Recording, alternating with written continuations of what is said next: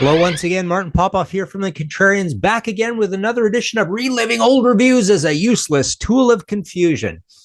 This is the little mini show inside the Contrarians where I look at old reviews of albums or bands that got massive and just see if the writer kind of got it right at the time. What you can do with the context that you have reviewing these albums, not having the huge amount of context later on, the huge amount of Monday morning quarterbacking later on, and just kind of a review of a review situation. Today we've got Def Leppard's "On Through the Night," a review from March 22nd, 1980. And Sounds, of course, Sounds was the great precursor. Well, Sounds was around for a long time, but the great thing they did is they covered a lot of new wave of British heavy metal and metal in general, leading up to the first issue of Kerrang! In the summer of 1981. But yeah, Sounds, I've got a big stack of, that was the most magical period for me, all that 1980 coverage of all this stuff in Sounds. So yeah, the great Geoff Barton, absolutely a legend in our industry. He's got a review here of "On Through the Night." The headline curiously says, "Tonight's not the night," and there's a pretty dour and dank looking picture of Pete Willis and Joe Elliott there. Joe's hair is really dark, into his eyes kind of thing. He had quite a different look early on kind of thing, right? They're playing in some small place, where the ceiling is just above their head kind of thing. Anyways, let's see what Geoff writes about this album here and whether he got it right. All right. Two sides to every story. Shamelessly ligging backstage after the Judas Priest show at Hammersmith Odeon last Friday, I suddenly found myself confronted by guitarist KK Downing, who said, "I thought you were much too hard on Def Leppard in that feature the other day, Geoff," referring to the cover story of our March 1st issue. "You should be encouraging them, not criticizing them, not complaining about their record company making decisions without their consent. You've got to give and take in this business. You can't fight it every step of the way. It's just not practical. It reads as if you begrudge Def Leppard their success, as if you'd rather they stayed playing the working men's clubs for the rest of their lives." Pretty interesting. So already they don't even have an album out. This is a review of the very first album, and already KK is just assuming they're successful. We know Def Leppard's going to be really successful, but what he's referring to is their success with getting a deal with a proper record company. They're on Phonogram, Polygram. This is one of the few new wave of British heavy metal records we would get immediately in Canada on a Canadian label, i.e. buying it domestically. Otherwise, we'd be going down to Magic Mushrooms and Strawberry Jams and buying all this stuff as imports, right? But yeah, so they have some success in the same way kind of Iron Maiden has some success, and they're moving up the ladder really quickly kind of thing. So yeah, pretty wild. Let's see. Then it goes, "Meanwhile, a little earlier that day, a Sounds person who'd heard tracks from On Through the Night and who shall remain nameless said, 'How disappointing. The whole thing reeks of record company domination. It's as if Phonogram have said to the band, well, chaps, you've got to sell lots of albums in the States, and this is how you should do it.'" It's a very professional sounding record, but frankly, I mean, a lot of these early albums, they were starved for professional sounding records. We were happy it was this professional sounding, and it really did sound like one of the best of the first lot, right? But yeah, Americanism, sure, Hello America and all that kind of thing. But yeah, it's just a very well put together, excellent sounding album. But without much good competition out there, it's kind of good that it sounded this way, right? "And I find myself sitting uncomfortably in the middle of the two extremes," says Geoff. "On the one hand, KK's right, of course. There's nothing more sickening than a slew of set 'em up, knock 'em down sideswipers. And more to the point, battling a record company and gaining a difficult reputation gets you nowhere and does you so much harm, you might as well have not signed up in the first place." It's great point that he makes there, right? Play along, etc. But what's wrong with a bunch of really well put together, fast, well performed, well recorded by Tom Ellam heavy metal songs? You may as well have a bit of that, because some of these albums did not sound that great, right? Hang on, just gotta scroll down here a little. Okay, so yeah, let's see. On the other, it's disturbing to Find the Leps like a tiny trawler beneath a tidal wave, so swamped by the business. For a start, the album cover depicting an out-of-perspective truck carrying a giant guitar out of planetary orbit and into outer space is tackier than a half-eaten sherbet lemon and packs about as much impact as a slap in the face with a stale chapati.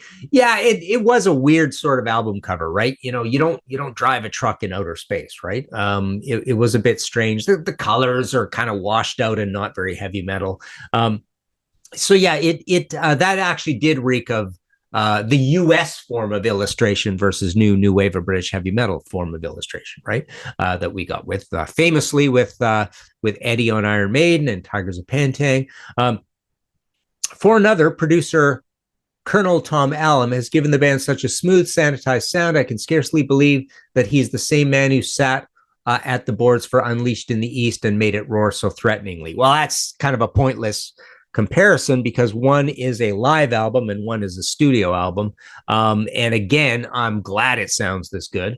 For yet another, it's disturbing to note how many versions of the album songs have been previously available. Hello America turns up for the third time, and any self-respecting Def Leppard fan will also already possess renditions of Wasted, Get Your Rocks Off, and Overture in his/her collection. Yeah, obviously, you have to be really ear to the ground, boots on the ground to know and have all this stuff. Obviously, over here in small town Canada, over on the West Coast, this was not the case. In fact, I don't think I even had any of those singles even going to Spokane before I got this album. Let's see, scroll down a little more.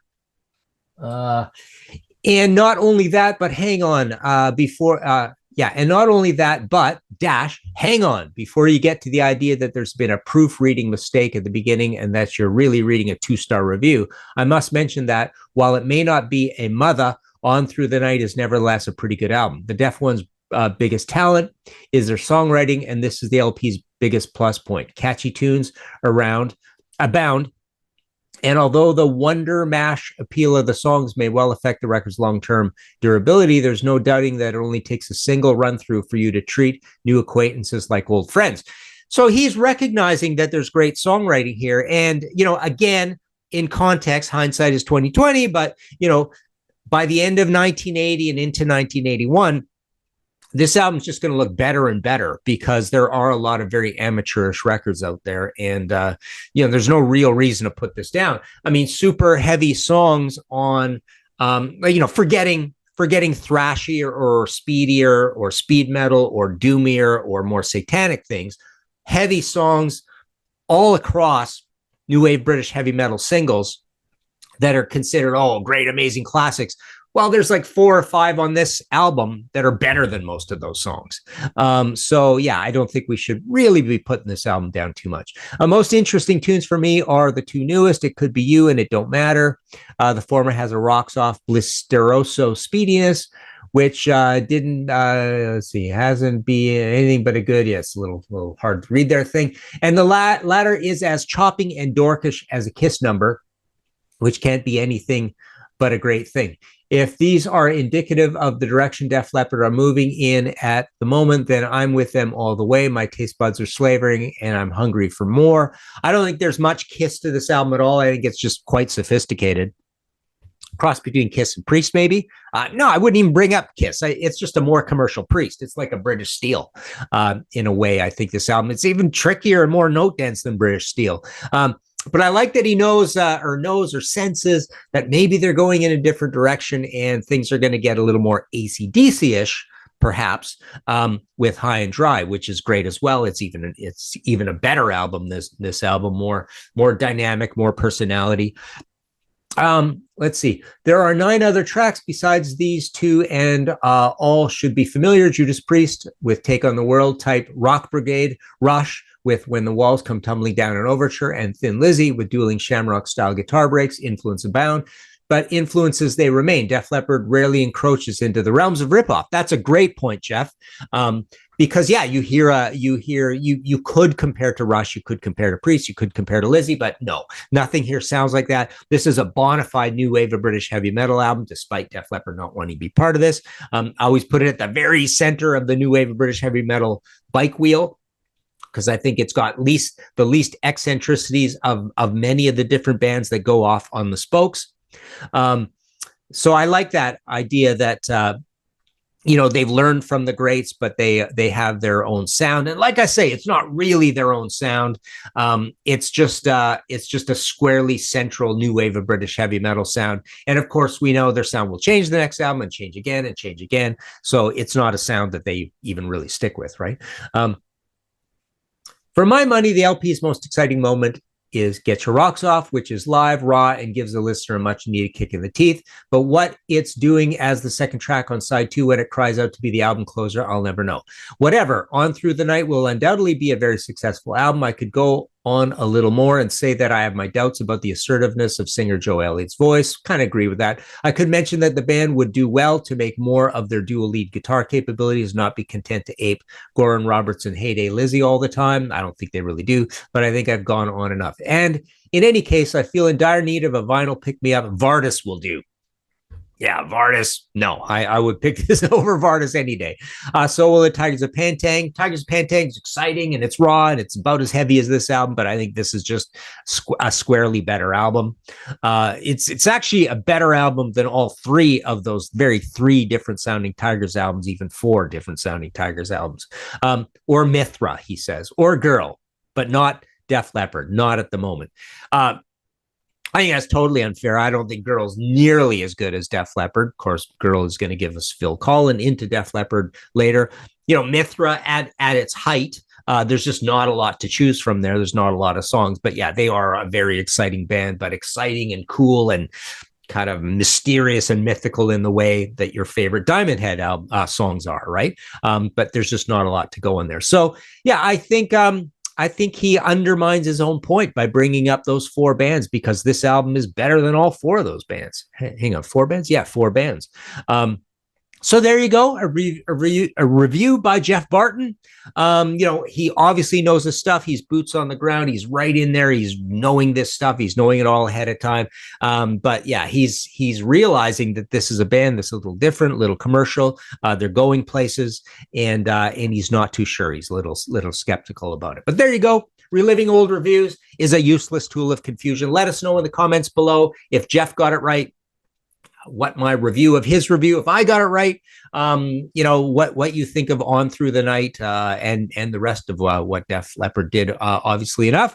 And we have a Patreon, like, subscribe, all that stuff. Check out my audio podcast as well, History in 5 Songs with Martin Popoff. I'm up to 286 episodes right now as I speak, and that's straight audio. They're a half hour each one. Just Google it. It's in 40 places all over the place. So similar kind of content to what you're hearing here. But like I say, all audio. So there you go. Def Leppard, On Through the Night. Go listen to some Def Leppard.